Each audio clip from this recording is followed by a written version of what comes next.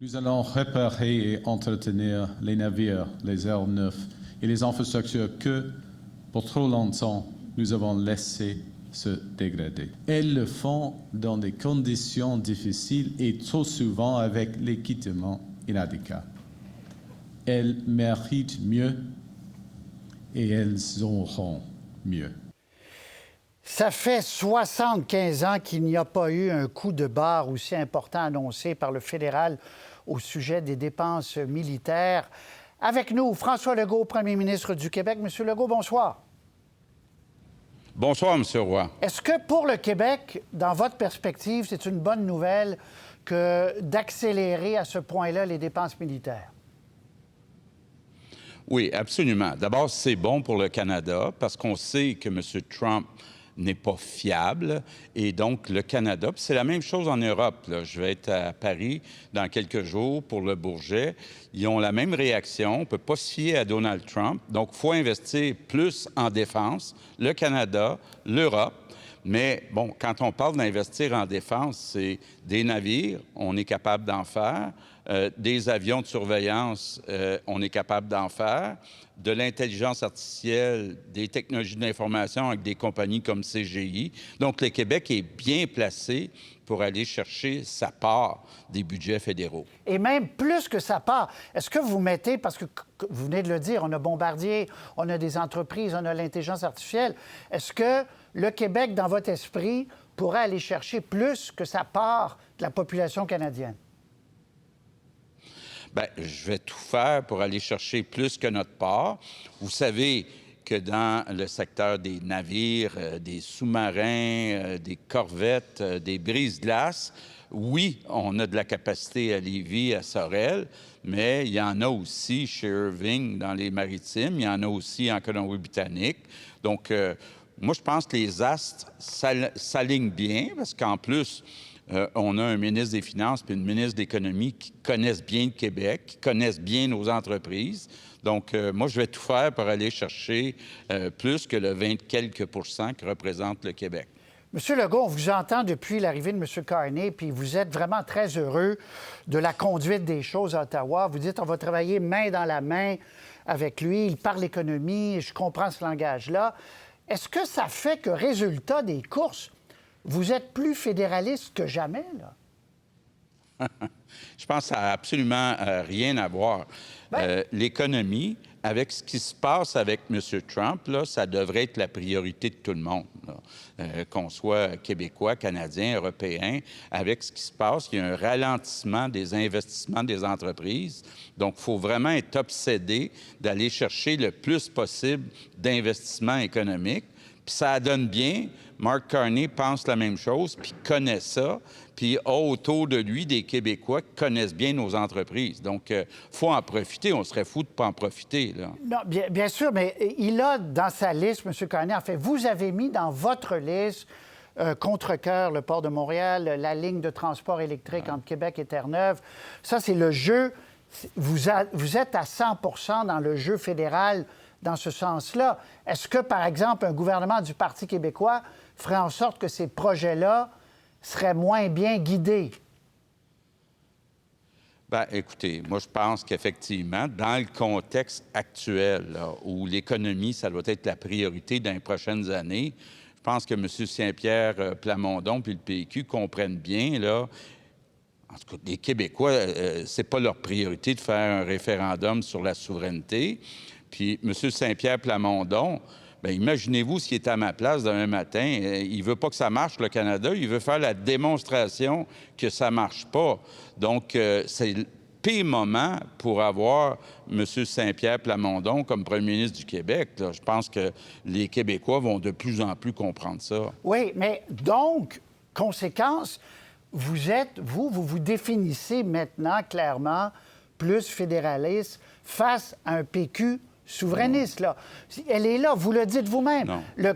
Non, mais vous dites, Saint-Pierre Plamondon, il ne veut pas que le Canada marche. Vous dites, je veux que le Canada marche. Non. D'abord, je me définirai jamais comme fédéraliste parce que j'aime pas la centralisation actuelle de la Fédération canadienne. Je suis un nationaliste, donc c'est la nation québécoise d'abord. Et oui, ça regarde bien en économie avec le fédéral, mais on a un gros sujet à discuter avec eux autres, qui est l'immigration à Montréal. Je l'ai dit, puis je le répète, là, on a beaucoup trop d'immigrants à Montréal. Ça met à risque la langue française, ça met à risque nos valeurs, incluant la laïcité. Puis là-dessus, bien, je vais me battre. Bon, le PQ pense la même chose, mais eux autres, ils se disent, ça passe par un référendum sur la souveraineté. Moi, je dis, ça passe par un gouvernement fédéral qui comprend qu'on a dépassé notre capacité d'intégration à Montréal. Puis je fais une différence entre Montréal et les régions, parce que c'est plus facile d'intégrer en région qu'à Montréal. Mais quand même, M. Legault, à la prochaine campagne électorale, puis vous dites toujours que vous allez être là, n'est-ce pas? Absolument, totalement. Bon. Ouais. Alors, à la prochaine campagne électorale, vous allez, que vous le vouliez ou non, vous allez porter le chapeau Capitaine Canada, parce qu'en face de vous, il y aura un parti qui va proposer un référendum sur la souveraineté. Êtes-vous à l'aise dans ce rôle-là? Là? Écoutez, au cœur du fondement de la CAQ, là, il y a un parti économique et nationaliste qui est encore ce que souhaite la majorité des Québécois. M. Saint-Pierre Plamondon serait très mal placé pour développer l'économie du Québec avec les autres provinces, avec le Canada.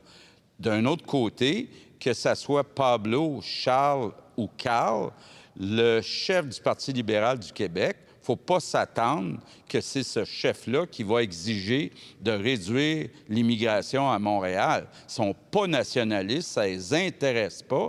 Donc, ça prend un parti qui est capable à la fois de défendre l'économie, puis à la fois de défendre notre identité. Donc, vous allez être capable de faire campagne contre l'idée d'un référendum assez facilement. Ça ne sera pas aller contre une partie de vous qui existe toujours, là, qui était souverainiste. Là.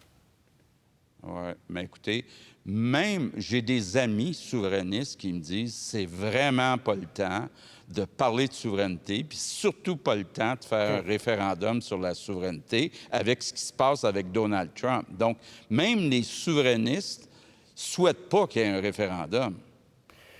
M. Legault, vous dites je veux rester le parti de l'économie.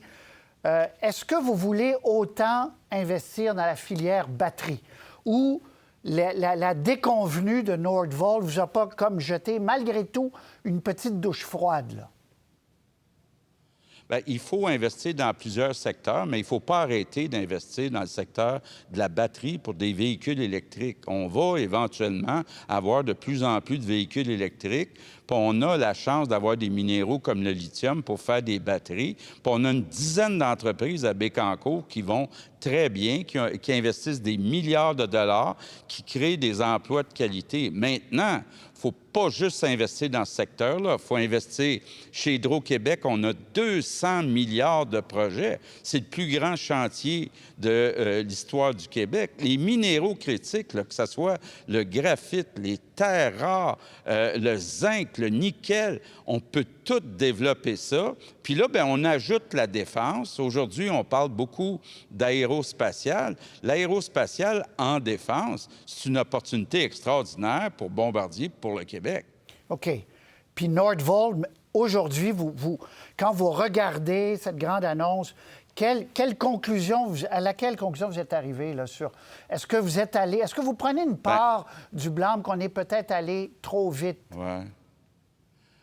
Bien, ce que j'aime pas dans ce jugement-là, c'est que avant que la CAQ soit au pouvoir, il se faisait très peu d'investissements par Investissement Québec. Nous, on en a fait plusieurs centaines. Mais si demain matin, vous faites 300 investissements, puis il y en a 290 qui vont bien, puis 10 qui vont mal, puis que les journalistes parlent juste des 10 qui vont mal, c'est pas juste. Il faut regarder la vérité, là, c'est que depuis 6 ans, l'économie du Québec a mieux performé que l'économie de l'Ontario puis du reste du Canada sur tous les indicateurs, là. PIB par habitant, salaire moyen, revenus disponibles par habitant, taux de chômage, on a mieux. Ça ne s'est jamais vu que le Québec, comme on a fait depuis 6 ans, batte l'Ontario puis le reste du Canada. Donc, on ne peut pas juste regarder les dossiers qui vont mal. En affaires, il faut prendre plus de risques si on va avoir des meilleurs résultats. Puis le prix à payer, c'est que parfois, on a des échecs.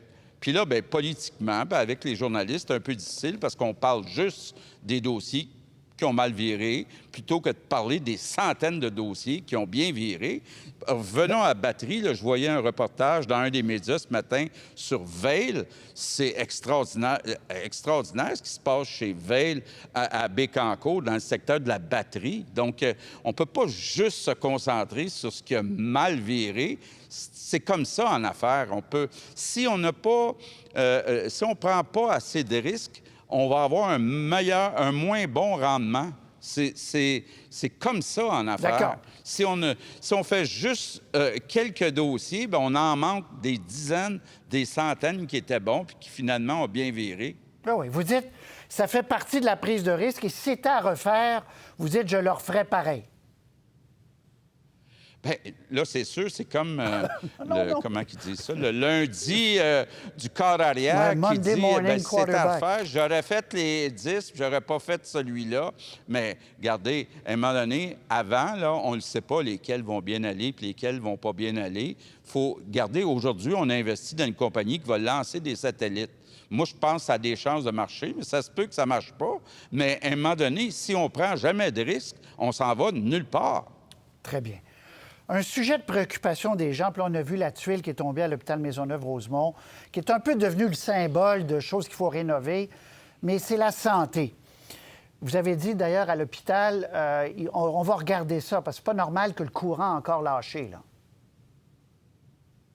Bien, absolument. Là. Puis là, bien, il y a une différence entre dire il y a un projet de 4-5 milliards qu'il faut réaliser au cours des prochaines années, puis de l'autre côté, de dire fait 2 fois qu'on manque de courant, puis on est obligé d'annuler des chirurgies. Bien, voyons donc. Dans un hôpital, là, on ne peut pas dire on va attendre des années avant que tout l'agrandissement soit fait. Il faut régler ça dès maintenant, puis on a une équipe qui est en train de regarder qu'est-ce qui est arrivé exactement. Okay. Mais vous êtes arrivé là-dessus à la conclusion qu'on ne peut pas aller plus vite dans le plan de transformation. Point d'interrogation. Non, parce que la première étape, c'est qu'il faut d'abord déplacer le stationnement pour avant construire là où il y a le stationnement actuel. OK. Les médecins, M. Legault, à chaque entrevue, on se parle de ça depuis plusieurs années. Là, le bras de fer est très engagé. Est-ce que vous allez lâcher le morceau, vous allez continuer jusqu'au moment où les médecins vont s'engager à être rémunérés en partie en fonction de la performance qu'ils donnent aux Québécois? Bien, écoutez, il y a des provinces qui l'ont fait, il y a des pays qui l'ont fait. Bon, nous, on a essayé de le faire avec Gaétan Barrette, puis Philippe Couillard l'a laissé tomber. Moi, je pense qu'on n'aura jamais un système de santé efficace si on n'a pas cet incitatif. Donc, on va aller jusqu'au bout.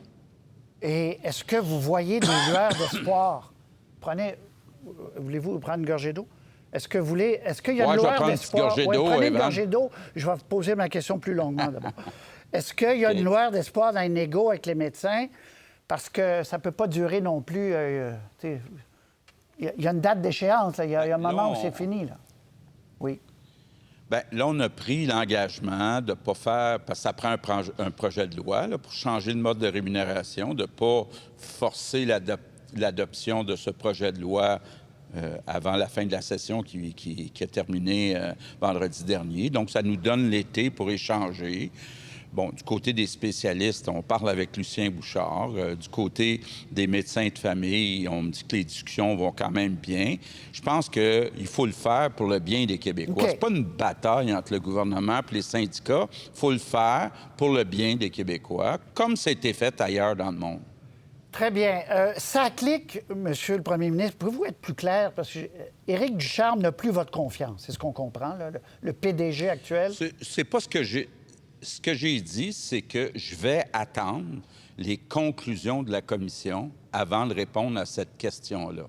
Actuellement, il y a toutes sortes de choses qui se disent. C'est un peu troublant. Et je vais attendre d'avoir... On a demandé, tout le monde a demandé une commission d'enquête publique. On a accepté rapidement d'en faire une. Donc, attendons d'avoir les conclusions avant de répondre à ces questions-là. Et vous êtes prêt à lui donner un peu plus de temps à Maître Galland, d'ailleurs? Bien, écoutez, si ça prend quelques semaines, quelques mois, d'abord, je sais que l'opposition voulait s'assurer que ça soit fait avant la prochaine élection. On est à 1 an et demi de la prochaine élection. Donc, moi, ce que je me dis, il faut, avant Noël, que tout ça soit fini puis qu'on ait les conclusions. C'est drôle que vous me parliez de ça, parce que c'était ma prochaine question.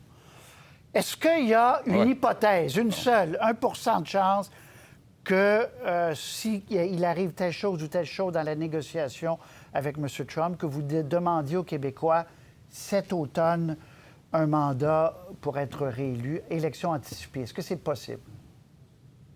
Non. Non. On a des élections à date fixe et c'est un choix qu'on a fait au Québec, puis c'est en octobre 2026. Puis je vais être là comme candidat, comme chef de la CAQ, pour gagner un 3e mandat majoritaire. Monsieur Legault, merci beaucoup. Si on ne se revoit pas... Merci, M. Roy. Au revoir. Au revoir. Merci. À bientôt. À la prochaine.